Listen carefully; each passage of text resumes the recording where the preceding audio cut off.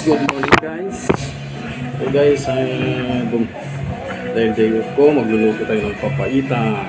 So guys, so yan, ang luto ko guys. Papaitan ang aking menu for today.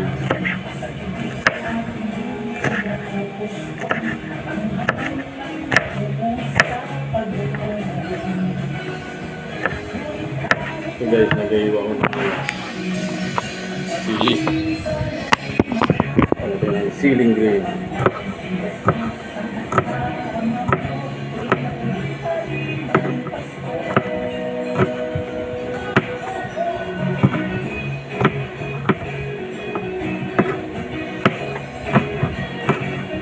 Mahal ngayon ng baka guys. Pumila ko 1 kilo. Ngayon nagsira pang tagal-tagal na rin ako hindi nakatikim ng papaitan. Kaya napapili na rin ako.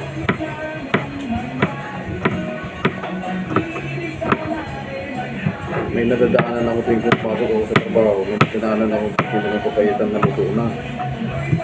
Ngayon, napabili ako.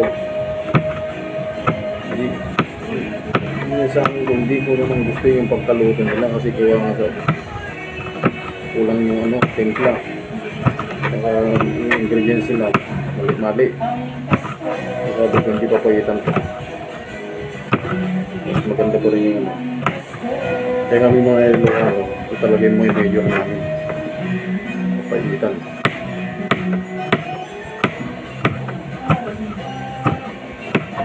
Sa pinagmalalambay, pinagmamalaki ako, mga Ilocano, magaling magluto ng papaitan. Yun ang best. Ano namin guys? Yan.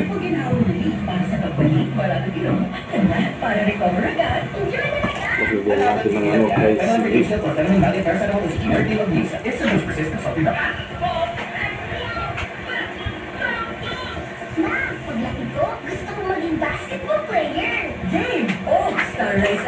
Ano yung rekado guys?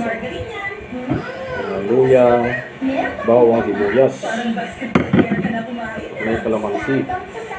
Ito guys ang nagpapasarap. At lalong-lalo na ito guys. Beef cubes kailangan nyo. Sabayan ng mamang diet and exercise. Star Margarine. Sustansya na para abot ang pangarap. Charles Santos po, lahat ng gusto makamura. Pero mas ba natin mapantol? Dapat, bilang basta makamura. Dapat, right head, dekalidad, at abot kaya. Laging itanong. Yan guys. Yan. Siling green. Dapat yung abot kaya, pero di kalidad. Right head. Check sa quality. Check sa affordability. I have headache, and I have support. Pwedeng flu.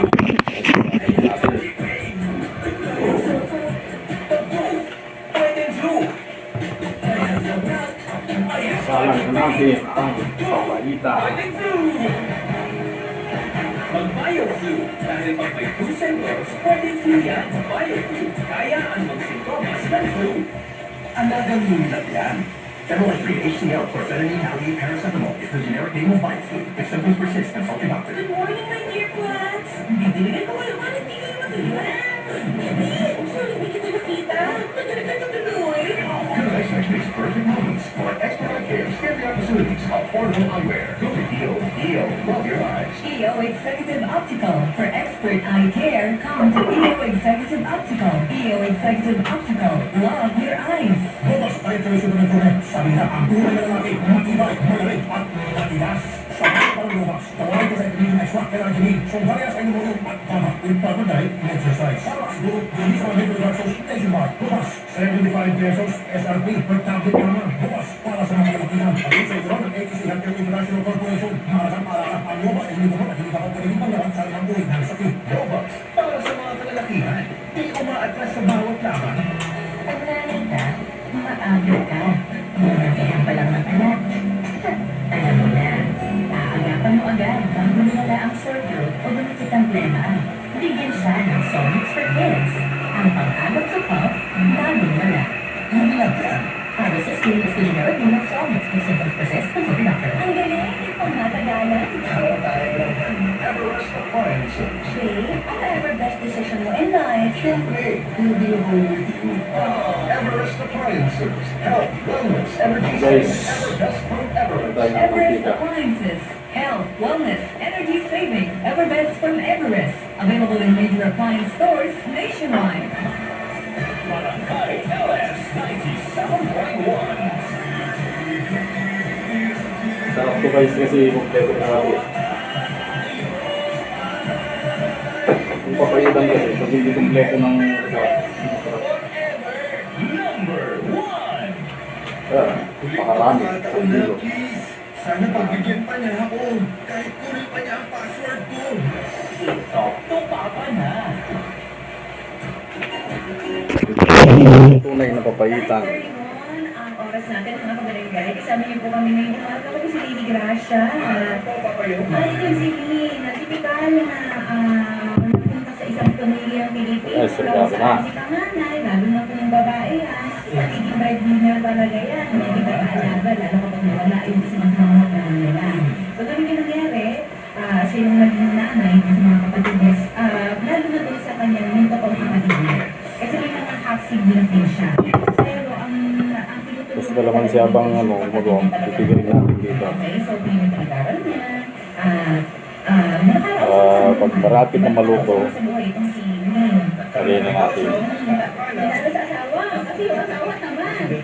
Oo, medyo tamad. Tamad talaga, di ba? Nakatapos sa pag-aaral, ito mga kanyang pagpipiliin na Naka-high school. sa high school. Gusto niyo mag-aral, kaya naman daw ni Lynn, kaso nga lang, tutol. Itong si lalaki yung asawa ni Lynn. Kasi dapat daw sa kanila nang mapupunta yung pera ni Lynn. Dahil yun naiintindihan natin, gets natin yan ha. Kasi syempre pag nagkaroon ka ng pamilya, ako talaga, sinusobra ka ng Ito. Pag nagkaroon ka ng pamilya, yun na yun. Diba kung meron ka ng extra, sige na, tumulong ka. Diba? Yun yung ginagawa kasi dito sa Pilipinas.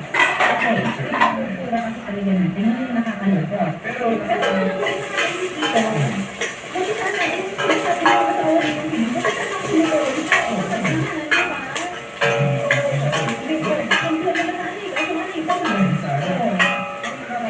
itong kapatid na kanibida, syempre wala ng nanay. Kung tayo tatay, bahala ng asawa, kinakasama, tingnan may mga anak na rin. Kung parang sila hindi naman talagang full support dito sa kanyang kapatid. Kasi ano naman hindi tinutulan itong asawa niya.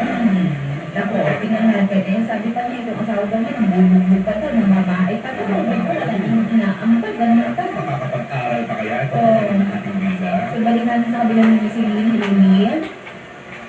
Sige, tuloy natin yung kwentuhan. So, ano na nangyari? May mga sunod. Sangkutsan na natin itong silip, yung pula.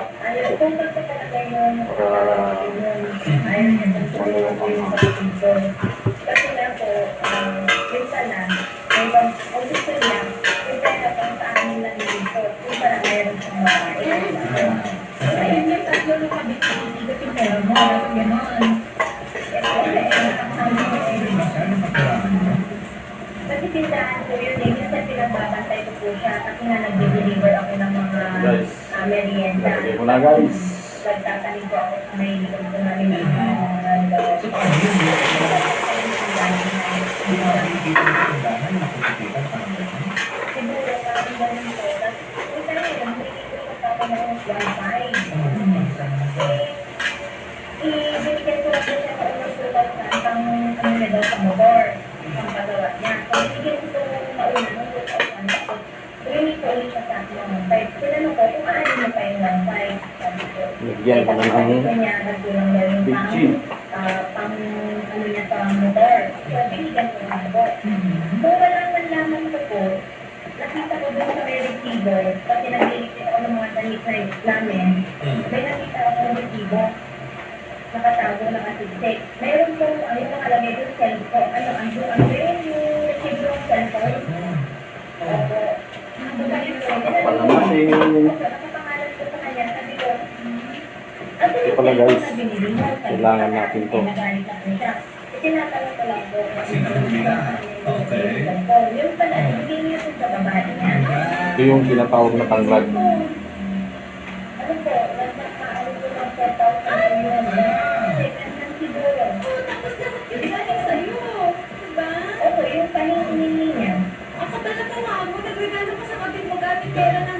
mo. Okay, so paano mo nalaman na binigay niya ito sa kapatid niya? Ayun nga po, inamin niya. Inamin po niya na meron siyang babae. Mhm. Tumatawag na nga po siya. Wow. Inamin niya na meron siyang babae. Wala daw po nagagawa pa na yung pagiging asawa ko sa kanya. Tapos, ibuhos ko lang daw na akong pera ko sa kapatid ko, sa pamilya ko. Ganun. Hindi nagagampanan na talaga naghanap ng karelasyon ng iba mo. So, nakaharap mo. Oo, so, nagagawa pa na yung pagiging asawa ko kung ano na yun. Sa ano naman po, pag-aalaga, nagagawa pa yan po yun. Iba lang po yung gusto niya po siguro ang hanapin. Lahat niya yun sa iba. Wala. Ano yan, di ba sa yun? Hello? Lahat naman tayo may kakulangan, di ba? Kakulangan sa hindi naman lahat may bibigay natin sa taong sa karelasyon natin. Pero hindi kasi mo parang hanapin yung kakulangan sa iba. Sabihin ko yan, pag nakita mo dadagan mo sa president. Kapag mo, kaso hindi wala yung kasi nung time na yun. Hindi po. Bakit? Ulapit po kami ng ano yun, sa 11 years po. Kasi po sa kanya. So, ilang beses ka din niloko. Anim na beses. Malakpakan natin, meron na po tayo na ngayong taon na ito. World champion na Ilang beses kami ito, 11 years na natiis. Ano pa ba naman tiis? Okay, so, Ito nga, habang kayo ay magkarelasyon, alam mo niloko ka, gano'n, tapos pumapayag ka lang. Alam ko na po, kasi ang makilala niya po sa akin noon, pinsan, kasi may pupunta daw po sa bahay ng pinsan niya. So, ang ginawa niya, pinatanggal niya po yung family picture namin na nasa dinding. And then, sabi ko, tinanong ko, bakit? Hindi, basta tanggalin mo lang kasi may pupunta. Sabi ko, kasi kailangan tanggalin. Eh, may pupunta lang mo lang sa pinsan mo. Sabi ko, gano'n. Basta pinsan ko, eh yun po, hindi ko alam, yung babae niya. Pinagluto ko pa sila ng adobo mo. Okay, tapos. Sabi ko yung asawa ko po is first boyfriend. Kasi po yung asawa ko po is first boyfriend ko. Siyempre, namulag po ako sa pagmamahal. Sa mahal ko, ay sorry. Sorry na makakagawa sa pinagluto ko pa siya ng adobong manok. Tinatanggal yung family picture ninyo. So yung kapit, hindi ba niya alam na ikaw yung asawa niyo o alam niya? Una pa lang po, alam niya na kasi po nabili ko yun sa tindahan ko eh. Hindi ba pag tinatanggal yung family picture ka na? Ano ka na yung asawa mo, no? Hindi ko po alam sa Para di magalit, itong si babae, gano'n. siguro po. Alam naman, ewan ko itong sa lalaki na to. Sana adobo mo, puro ka lang. Wala kasi talagang binubuhat ko pa ng singer mga ganyan para mag-bumili siya ng kinabukasan. Sila ko din sa babae. Okay. So, ano pa siguro ito nangyari? Nakakain sila doon, ano? Ano ka? Opo, kasi yung time na po yun, gusto niya na pong makipag-iwalay. Kasi malagang lulunod ko talaga ako sa harapan niya. Sabi ko, huwag mo kami iwan. Sabi ko, Mga guys, lalagyan ng akin ng tubig dahil So, talagang pinilit ko talaga na mabuo yung family namin kahit anak ko po na sirang-sira na po yung mga panahon na yun. Bukod sa ako sa kanya, sabi ko, sige, sabi ko sa kanya, pumunta ka sa babae mo, sabi ko, kahit ano oras ka umuwi, pero magbibigay ako ng oras na umuwi ka dito sa bahay para mag-ipag na anak ko kasi hinahanap ka mo. Yun nga po yung sabi ko. Ay, naku, mga kabarangay. Kaya mo yun. Bakit pag ikaw yung asawa, ikaw yung nakipag-negotiate, doon sa oras na ibibigay sa inyo, nagmakaawa ka, ikaw na yung niloko, ikaw pa yung nagmakaawa. Pinagluto ko pa ng adobo manok yung kabit niya. Lumang kaloban. Pagkatuloy namin yung kwento ako na ngayon. Kaya lang muna natin ng konti kung sino. Ayan, ay 40 oras natin. Nanggaling ako si Lady Dash. Ano kayo, ha? At ito ba nang oras na isa na forever.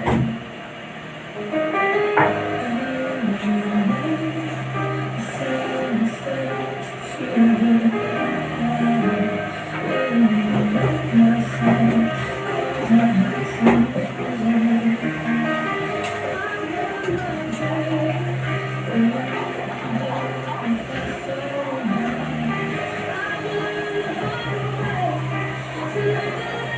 guys yung kalamansi. Mamaya-maya na po. Malapit na maluto sa ako ilagay.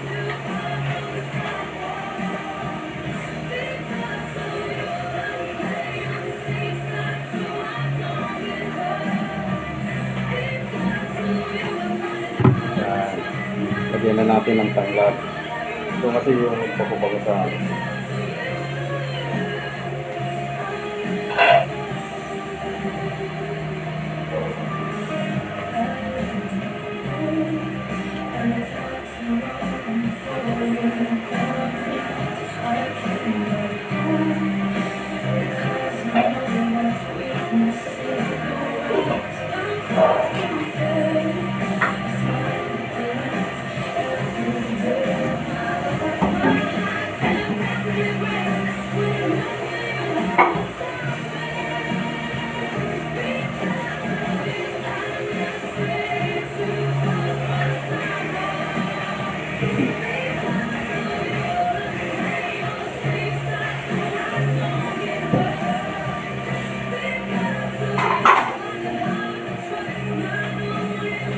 Ito yung pa-fight guys, ito yung mamaya na tira.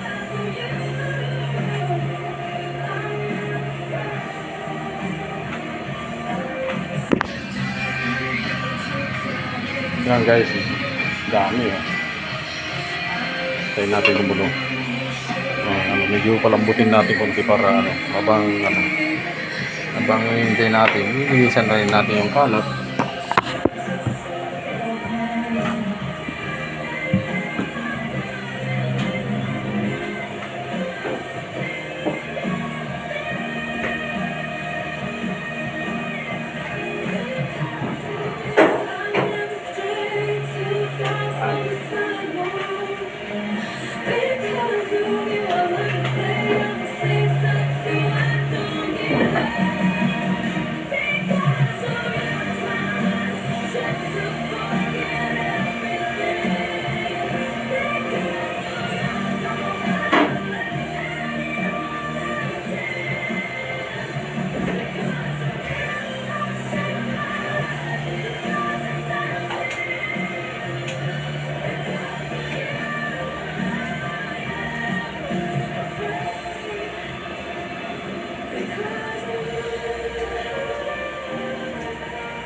Sobra yung pagiging matib ng bida natin na si Lynn, mga kabarangay.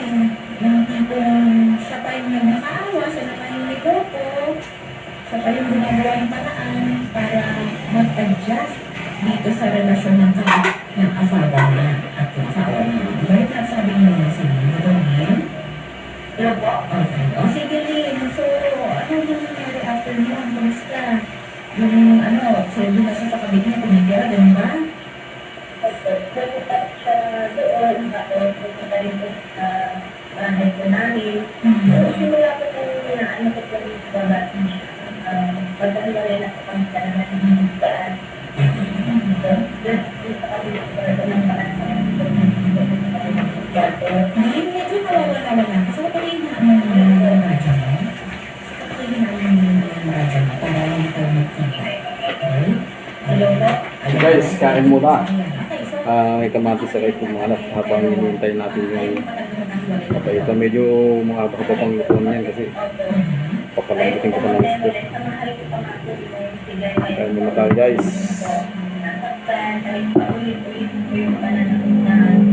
Yan. Kain natin guys. At yun lang yung aking may umaga ng Lunes day off. Maraming salamat. God bless you. I love you all. Please support naman po. Pag-like and share. Salamat po.